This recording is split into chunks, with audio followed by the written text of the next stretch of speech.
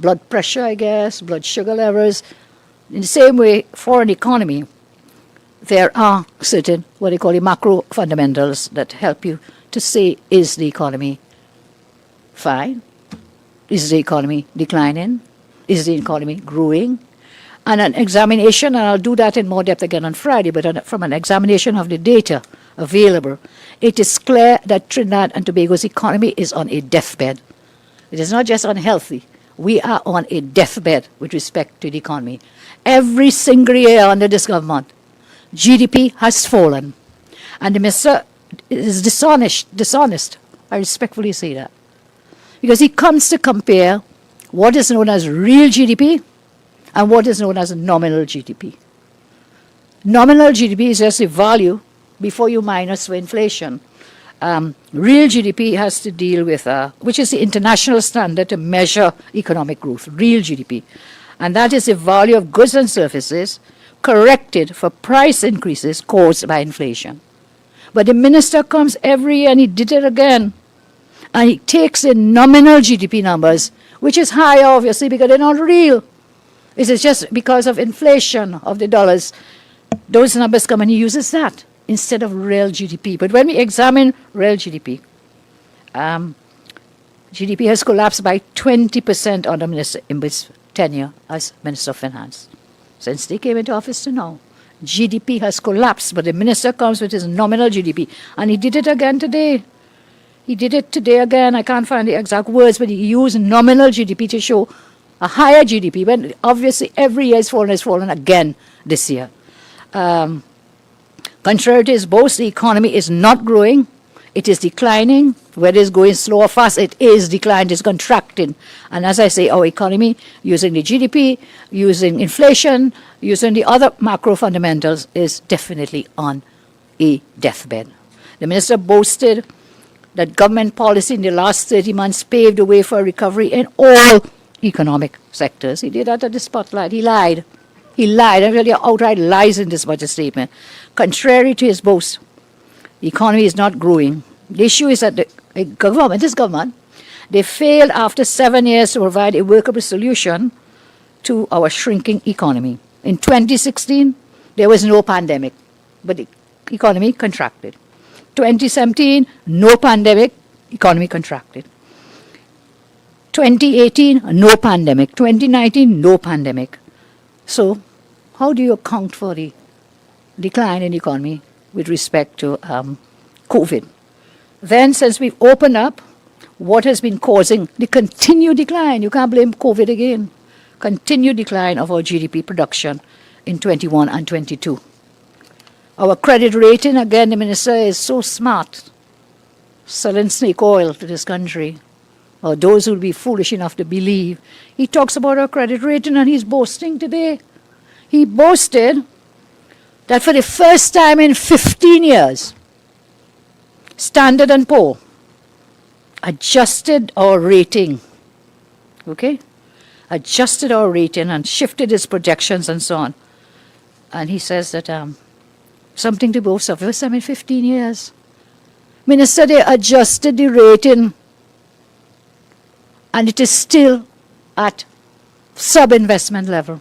Under my watch, we were at investment level when it came to S&P rating. Under this government, it has gone to almost junk status, and that's what he's boasting about. They made a minor assessment, a minor change, the Standard & Poor, to the rating. But what they did wasn't a rating, it remained at the BBB. And all they did was to change the outlook. So, Minister, that is nothing to boast about. And you did not mention Moody's investment rating, because you usually use that one as well. You didn't mention it today at all, and I'm not surprised, because Moody's is telling us clearly that the world energy prices, Moody's is telling us we are almost at junk status as well. And they have not finalized their rating for this year, but I don't expect that rating to change. We'll still be near the junk status, because nothing has happened in that regard. Accessing foreign exchange remains a problem. That's another major indicator that we have to look at. He did mention some things today, with, I think with the Exim Bank, was it Russian? Exim Bank, yes. So we'll talk a little more about that. Ease of doing business. Once again, the minister is promising and boasting, we have improved the ease of doing business. You hear a lie? That's another lie. Because they've done absolutely nothing to deal with the ease of doing business. He did not mention the ports, for example. He didn't mention anything about the port. He didn't mention anything about customs. Those are things to help. We were down to a rank of 158 the last time this was done. That year, what year was it, please, when the last ranking was done for ease of doing business? 2021. And we were at rank 158 out of how many countries ranked? We'll get it back. Okay, so we like nearly down at the bottom of the class. Basically, that's what it means in ratings for ease of doing business. And nothing has changed since then to now. And nothing in this budget to address that. For example, to get a construction permit. This is what ease of doing business is about. How long it takes to get a construction permit. In that, we ranked at 128th. Trading across the border, we ranked at 134. Paying taxes, imagine paying tax when they really need a tax. We ranked at 160. Enforcing contracts, a rank of 174. How long it takes to clear things on the port. These are the things that help you with the ease of doing business. How long it takes when you have a contractual breach and you have to enforce a contract in a court. How long does it take? Well, you all know how long we take in courts. Has anything been done to address that? So there's nothing in this budget or in the previous ones, in spite of the repeated boast of fixing ease of doing business. So they just pay lip service without doing it.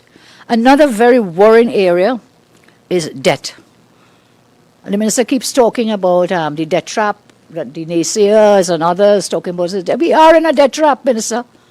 You should be honest. Again, I say you're not honest. You're less than honest with the population. When in a budget, what is a budget for? You must come and give a review of what has happened and then project what you are going to do to improve the economy, improve the lives of people. They have pushed us into a debt trap. Instead of admitting the truth, seeking help to fix this problem, he keeps spending money that is not his, putting future generations into debt. He claims the central government debt to GDP had been stabilized. You hear a lie? That's another lie. That's the furthest thing from the truth. Stabilized debt to GDP, stabilized. And he knows that is patently untrue. He knows it because he has the same numbers that I have because these are put up on the various websites of the government. We see in 2015, when I was in office, the data would show when we left in 2015, the debt to GDP ratio was 46.3. You know what it is today? 88.7 debt to GDP ratio. And you want to tell me that is stabilized? How come anything's falling down that is stable? I always thought stabilization was this. But it has been declining every single year. And you want to lie and tell the country the debt is stabilized, debt to GDP is stabilized. There has been almost a doubling of that debt figure from when we left office in just 7 years. This minister's government have indebted this country by billions more in borrowings. And what is this boast today? Oh, we didn't borrow anything for the last several months. We didn't borrow. Hey, hooray, thank you very much. When you've already taken us so deep into that debt trap, that future generations will have to continue to pay for it. He told us with the HSF, and again we've been calling on him. I think MP Charles has been on his case. Tell us about the HSF. Tell us if you have broken the law or if you have, according to law, you have put the money into the HSF.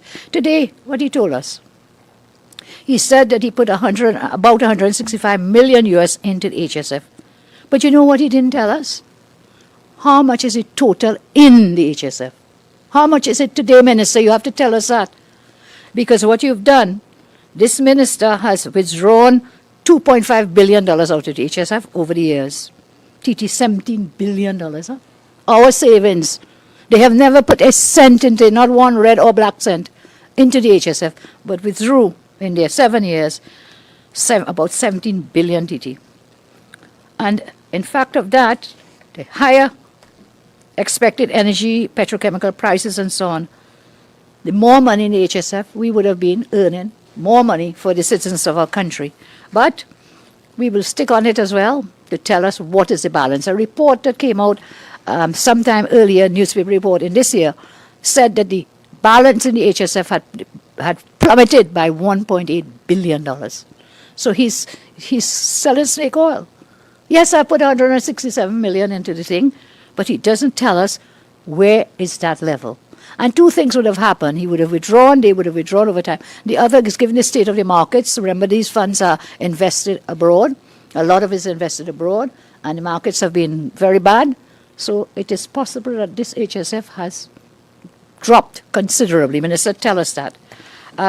Unemployment, look, COVID or no COVID, they have taken our unemployment rates to really, really bad numbers. Thousands of persons have lost their jobs and continue to lose jobs. So unemployment, using the other indicator from the macro, is clear that we are on a deathbed. The country, economy is on a deathbed. Food inflation. This is another indicator critical for its relevance to the stability in doing business. Purchasing equipment and materials, engaging in contracts. It is also essential because of its importance to the social sector. The index of retail food prices rose to 105 in September 2015 when we were in office. And by June of 2022, in recent data release, it is now 132%. So from 105, the index was 105, we are now at 130, obviously steep increases. When we look at the data, we know that the retail price index as of June 22 has shown increases in the prices of oils, fruits, vegetables, meat, and fish from September 2015 again to June as follows. June this year. Oils and fats, a 42% increase. Fruits, 28% increase. Vegetables, a 26% increase. Fish, a 34% increase. Meat, a 24% increase. This is food we're talking about.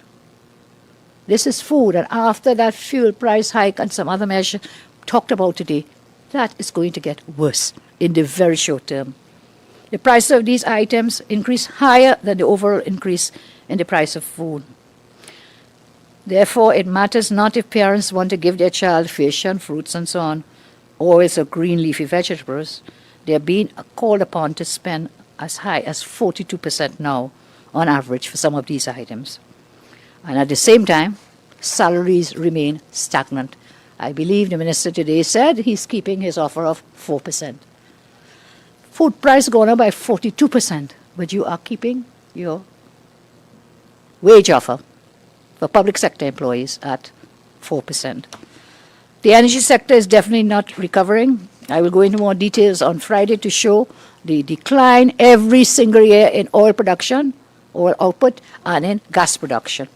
Gas production, he has been consistently wrong every time he has predicted. In 2018, he said by 2020, we will be producing 4.3 billion SCF, standard cubic feet, of gas.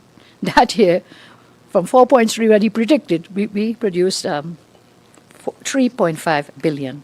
21, he says, he promised 3.2 billion standard cubic feet of gas in 2021. In 2021, that's what he promised, predicted. Gas production fell below 3 billion.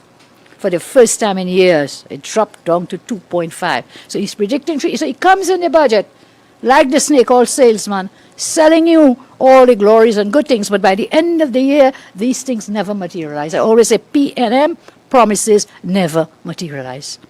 So whilst all these things sound so grand and great, it just doesn't happen. But by that time, people have forgotten that he promised it last year, and he promised it before. In the last budget in 2020, he predicted for this year, fiscal 22, we would have got 3.37 and 3.6 billion cubic foot of gas, standard cubic feet. But to hide that he failed again, he tells us gas production has increased. The minister's gas projection for 2023, we'll see what he has to say about. But this year, he really didn't give the production numbers because it is clear that he's been lying consistently with wrong predictions. Oil production, so as gas. Last budget, he predicted 86,000 barrels of oil for 2022. And where have we now reached? We are at 59,000. So from 86,000 barrels, we are now at 59,000. So every time oil and gas keeps falling. And today he announced a plethora of new gas initiatives, future gas projects. Something really great. They have signed an agreement with this one, Shell, BP, Chotstone, you name them. We've signed all the list. Signing an agreement does not bring gas, does not bring oil. You have signed it, it is still, some of them they said they were negotiating. So minister, you're selling, you're a snake oil salesman. Snake oil salesman.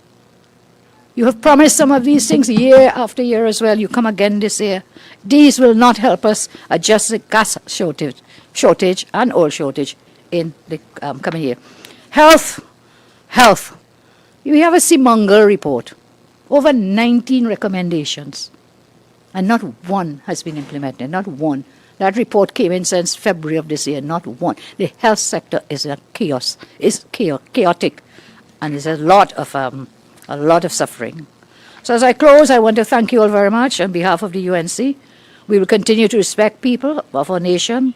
We'll talk where we can to expose the lies of this government, and we cannot continue to bury our heads in the sand while doing nothing more but pointing fingers and blaming others. For the past years, the government has spent all the energy telling people that the decay they are seeing all around them isn't real, that the violence and bloodshed flowing through our streets is just a mirage, that the hundreds of people lining up for food are just greedy people. Instead of crafting policies to benefit hardworking people, this government instead spent their time trying to rewrite reality. I believe as policymakers, there is no greater act of patriotism than to let you know what is really happening in the nation at this time. So I thank you very much. And one other number I'd asked for, the minister talked about gate funding, and he lied again, because in his own books over the years, we will see where the numbers of students have fallen. As of June 2015, students who received GATE under my watch, 59,605 persons. This is reproduced in the PSIP book, the SSIP book, Social Sector Investment Program, 2061. 59,605. By the time we get down, because we only have numbers up to 2021 so far, from 59,605 students, we are down to 28,534 students getting GATE. And he wants to come to boast about some new GATE initiative. Minister is not for real. When we talked about, when you talk about the amount of money expended, that too has fallen.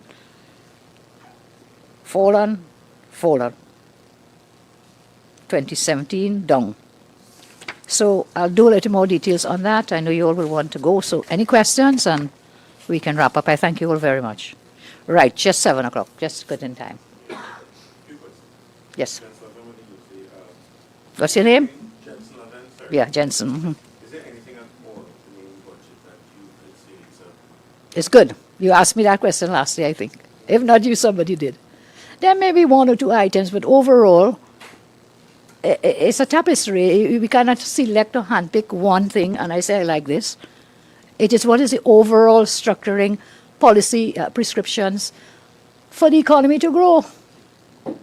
And in terms of growth, I don't see anything this minister has mentioned today. Even though he boasted so heavily about the energy sector being the greatest this and we'll do. I don't see any of that growing the economy.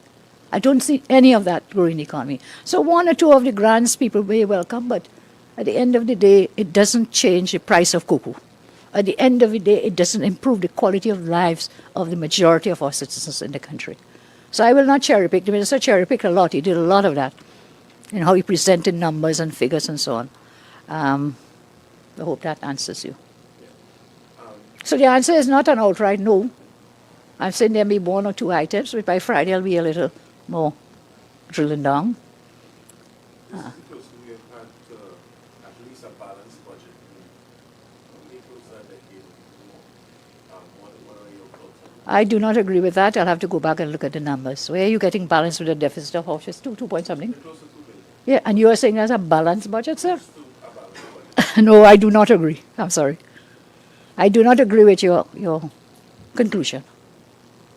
Are you concerned fiscal policies that the minister outlined that will bring catch, because you described it, that it will be like there will be any correlation to crime.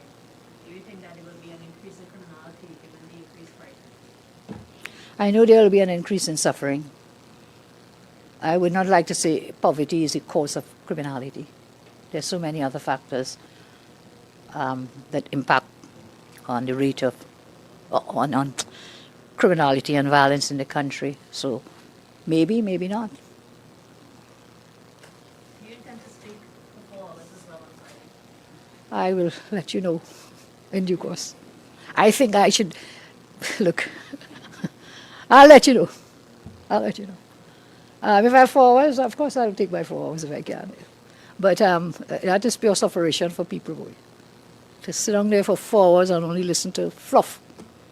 So by Friday, the other side will be saying, oh God, Kamala, stop. I remember one year, Marlene McDonald, a few others, when he had done, I see 3 hours or something, and I'm there going on and on. Oh God, Kamala, please, we want to go for lunch, please. Because I start at 10, so lunch is coming up down the road. So, it is really, really difficult. But I wouldn't know until we fully analyze. I mean, I've said a lot today, which may save me from having to repeat some of these things on Friday. So 4 hours, the team and I will make a decision. Pardon me, just rambling from CNCC, if I may have missed it.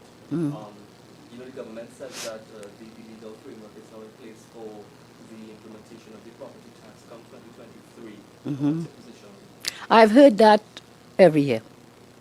So we wait again. Promises never materialize. We wait and see. And I'll be very happy if that promise does not materialize. As you know, we are against the property tax at this time where it is already so much hardship, fuel price increase and other things with food price increase and so on.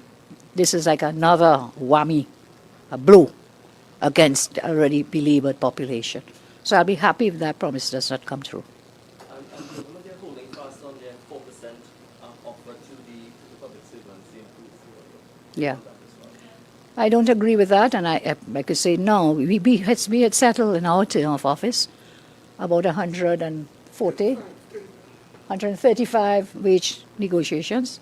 They have settled only one in their 7 years of office, and that is with the amalgamated union. I believe it's amalgamated, one. Not one in 7 years has been honored. Then you come to the 4%, and I will make that commitment today. You cannot raise the fuel prices, you can't have all the food price, everything rising up, and you want to keep public sector workers at a 4%. You could have found the 23 million to pay this man rent, and you could have found the 250 million at NGC to pelt it away, and there are many other examples. And you can't find money to pay public sector workers. He talked about a 200 million for the health sector workers. Grand. You ask me what's nice. Hey, that sounds really good. But there's absolutely no detail of who, how, what, where. And it reminds me of in each agriculture budget last year, the year before, I'm giving 500 million for agricultural incentives. And by the end of the year, zero. Not a cent of it was spent. So there's no detail. It's absolutely vague. And I think, again, when you reward a team who has with the highest national award in the country, and other awards at the Republic Day Awards, you reward them for presiding over a country, ours, that has one of the highest death rates for COVID. You presided over a country that locked out its own citizens for 2 years, and you're getting national awards. You presided over the management of this thing, the lockouts, the deaths, and one of the highest school lockdowns in the world. Did you all know that? What was so bad about Trinidad? And you want to tell me these were the people when we asked them in Parliament to talk about COVID, they refused at least 5 times. We offered some suggestions, they pelt away the paper. And you say you managed COVID well? What sent me off on that rampage, please? What was your question? No, we're just asking about the wages. So you're going to give the health sector workers, I'm happy for them, yes. But I don't think this will happen, because I don't see how they're going to, no details whatsoever. And then why didn't you give the TTPS? The TTS were even more burdened than the health workers, because they had to be out. I'm told they never got any, They were on leave, or would leave. They were on restricted leave conditions. They had to work. They had to go and lock up all these people who didn't wear masks, break in quarantine. They work non-stop. So you select out the healthcare personnel. I am saying I'm happy for them. But I'll wait to see it happen before I believe it. I'll wait to see it happen. Right, so anything else? Anybody? Anybody? Kevin, Kivan, anything else? Okay, if anyone is tuned in, locked on, this briefing will be rebroadcast at 8 p.m. tonight on several media. Check my Facebook and others. Our usual Monday night people broadcast for us. They will be broadcasting this instead of the Monday night forum. I want to thank my MPs and senators, my staff here, and my other staff for the tremendous job they've done in helping us prep for this budget. We have a lot hard week to come and a lot more preparation to do. Thanks very much. Darren, can you ensure they get a copy of this, please?